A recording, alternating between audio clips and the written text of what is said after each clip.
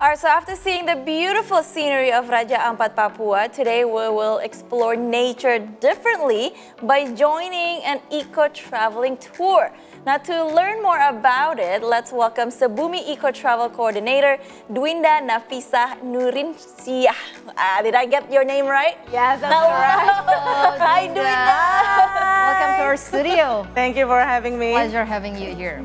So it's very interesting. Just by looking at you, I want to know what you're wearing, right? But wait, we're not there yet. Yes. For now, I want you to tell us about Eco-Travel Tour and how did you take part in it? Okay, so actually I'm from Sebumi, so we are a social enterprises that concerned about the conservation and also about the environmental education. So in my tour, I would like to let our customer know, about our guests know, that we can also enjoy the nature, not only about its beauty, but also we can learn about it from the nature, and also supporting the local communities that live around that area. Now that's so important because sometimes you just want to enjoy the nature and then you're not thinking about learning something. Yeah. Right. Yes. And why did you choose this concept? Because there are many sustainable concepts, right? And what did you have to prepare to run this concept? Okay, because I think that first, I love traveling and I found that Indonesia and also this world having a lot of biodiversity that it's kind of curious to learn about that. But if we only see about the nature, but we don't learn anything from that, it's gonna be like, how to say, it's like I think that it's gonna be like deeper. If we know the deeper about that, it's gonna be like more experience to know. Yeah. And also because when I visit a place, I want to keep in touch with the locals. I want to talk with them. Yeah, that's important. Yeah, so that's why don't we connect with the locals in our traveling activities? So I think that it's important to connect about what we want from the nature, what we want from this tourism, connecting with the local peoples. I think that is gonna be like enrich our experience. Yeah, and you mentioned about activities with the locals. Can you mention some of them? What kind of activities would that be?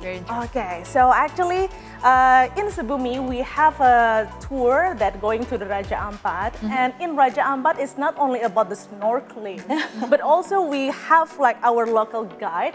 They will talk about not only about the birds, not only about the diversity, but also about their culture. So it's really interesting to know about it from the first point of view from the locals. And also not about that, we also learned about the eco print from the mama in Papua. That's what you call them. That's right, the moms, right? Mama. Okay. And it's really interesting to connect with the locals like that, doing their activities, knowing about their daily life. It's going to be like upgrading your travel experience. So to be one of the locals, that would be it. That's correct. I see. And in order to run the eco-traveling properly, you have to comply with the government, right? Through Tourism and Creative Economy Ministry rules like cleanliness, health and safety, and also environmental sustainability. So how have you implemented this so far? Okay, so actually in our tour, most of our tour is want to be like as minimum as possible in using the plastic. So we also like always like we have the pre-departure briefing before we go to our tour. We give them how to respect the local rules like that, and also we once that our guest is bringing their own tumbler, so we can do the reveal. So it's gonna be like less plastic in our trip, and also we have like zero waste bag. So in our tour, we will take our own garbage and then we bring it to our first point. So that's how we.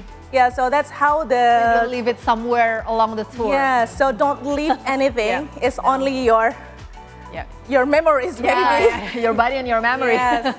But talking about the tour itself, can you tell us the duration of the tour? And do you go every single, like, is it a packed schedule? How does it look? So actually now the unique things about the ecotourism, maybe when we talk about the ecotourism in Indonesia, we only think about a remote area, right? Like in Raja Ampat or somewhere in Kalimantan, like in Tanjung Puting. Maybe you will think that, oh, I need to apply for the paid leave to my boss for about 1 week or etc. But actually now we have like a new concept of ecotourism. We called it like urban ecotourism. Urban So ecotourism. you can take like the ecotourism trip, half-day ecotourism trip, just like around your place. For example, in Jakarta we have mangrove forests. Yes. And you can take it like only half a day to enjoy. And also we have like in Sebumi we have Jakarta Green Tour. So it's like a walking tour but exploring about the sustainable side of Jakarta. We take the public transportation, we visit the green buildings in Jakarta. So that's how you implemented the ecotourism concept, not only in the forest, but actually places around you. So basically you're helping people to adopt this sustainable lifestyle. Yes. So if you want to learn more about sustainable lifestyle, you can actually go to Sebumi Ecotourism. Yes. Wow, yes. And now I'm curious, Yes. Can you describe to us a little more about the profiling of the participants, like the age of the participants and also like the gender and the motivation of them joining the eco-traveling? Okay, that's a good question because our guests, the travelers in Sebumi is really diverse. Sometimes we can have like the teenager, that want to have, okay, Dwinda, I want to plant the mangroves, or maybe Dwinda, let's explore Jakarta. And sometimes we have like the really outdoor men, adventurous people. Okay, let's climb the Rinjani mountain, but do it in the sustainable concept. Yeah, but also sometimes I can have like the Oma and Opa, the elderly, that okay, let's have a walk and explore something.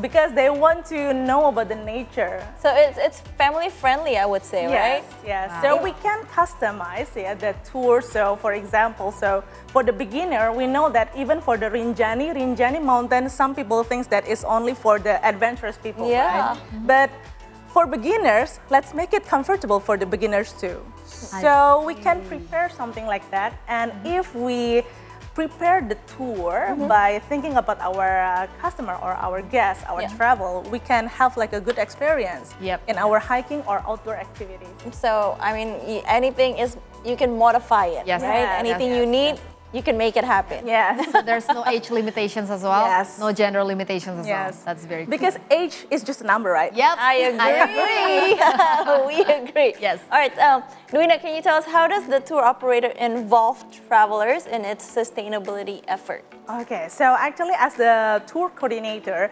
so what I do is not only about the planning to visit an area, to take a pictures only, because I think that there's a lot of travel activities nowadays is only for the Instagram thing, Instagrammable. But I want the travelers having like a new experience, and it's not only about something that's good on the Instagram, but also like good in your memories.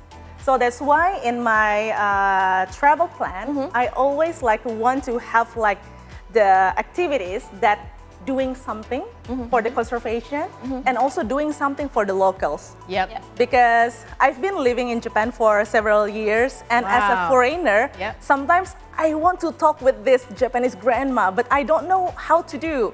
So I think that the tour coordinator or a tour guide is connecting between the foreigners or the travelers with the locals. Like a mediator. Yes, so that's what I want to do now in Indonesia too. Wow, that's very awesome, Dwinda. And now we see amazing stuff right there, and also the outer that you're wearing. We're very inspired by it. Can you tell us about that? Okay, so actually now I'm bringing about the eco prints and also the Lukis Bumi. So Lukis Bumi is like the nature-based painting. Okay. Oh, okay. Yeah, so for this one, this is kind of type of the sustainable fashion because when we want to make an eco print, we are using the leaves and also the plants. And sometimes the color coming is really surprising. So you never know what you never know. For example, like sometimes we use the teak leaf, the daun jati. It looks green, but when you steam it, it turns red. Wow. So color transformation. Yeah. So everything is surprising. Just like that. And also I have like the Lukis Bumi. So for the Lukis Bumi, we are using the recycled paper. And also for the colors, we are using the earth-based painting.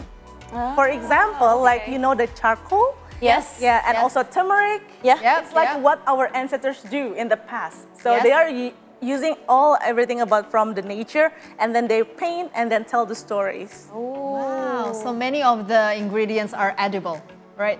Not all, we but have bricks. Maybe just some of them. Some of them, yeah. All right then. Again, there will be many surprises because we're actually going to do something. Yes. You're going to teach us to do something, right? Wow. Okay, that will be in the next segment. And Dwinda is still with us later on, of course, on the See the Stories. And we'll continue after the break.